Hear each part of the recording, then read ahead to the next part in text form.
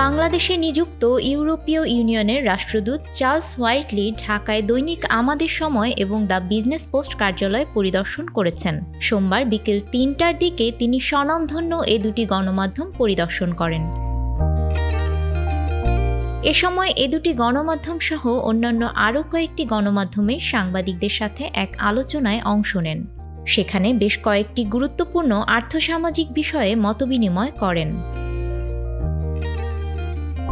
পরিদর্শনকালে তিনি বাণিজ্য, অর্থনীতি, তৈরি পোশাক রপ্তানি, জলবায়ু পরিবর্তন, রোহিঙ্গা প্রত্যাবাসন, বাংলাদেশের এলডিসি গ্র্যাজুয়েশন চ্যালেঞ্জ ও ইউরোপীয় ইউনিয়নে বাংলাদেশি শিক্ষার্থীদের সুযোগ সুবিধা সংক্রান্ত দ্বিপাক্ষিক বিষয় নিয়ে আলোচনা করেন।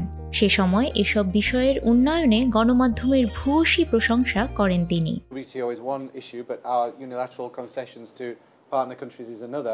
And we announced that extension long before.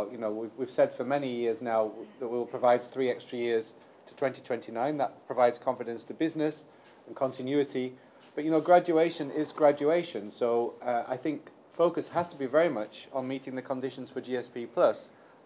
And we also have to identify sectors of the economy where there's a good fit, whether that's care workers or agricultural workers or more academic jobs. And that's exactly what we're mapping now with our member states. You'll have seen there have been some bilateral agreements. Greece, Romania, and others have signed bilateral agreements, but we want to make this an EU endeavour.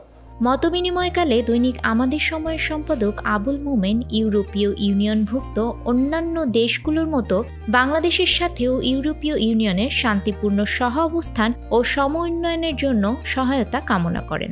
You can say that it has become an Eurocentric world, so we have to share it gradually and see that other countries also have their share in their development, and we see the poverty line, we see the disparity of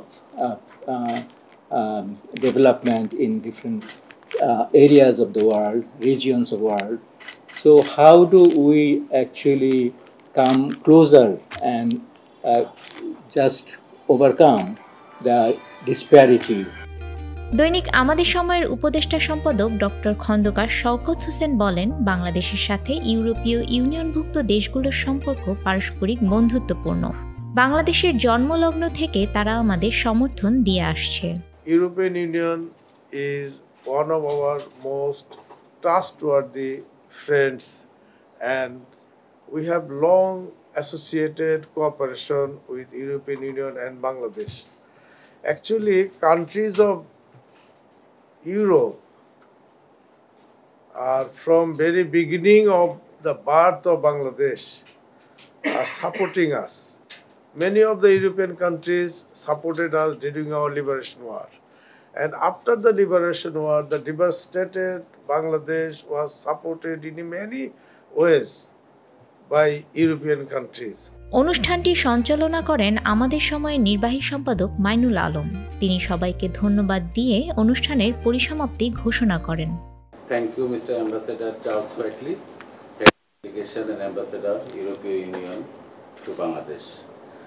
Respected Editor of Daily Amader Shomoy, Mr. Abul Momen, respected Acting Editor of Daily The Business Post and Advisory Editor of Daily Amader Shomoy, Dr. Khondokar Shaukat Hossain, and my senior friends, colleagues of the both dailies.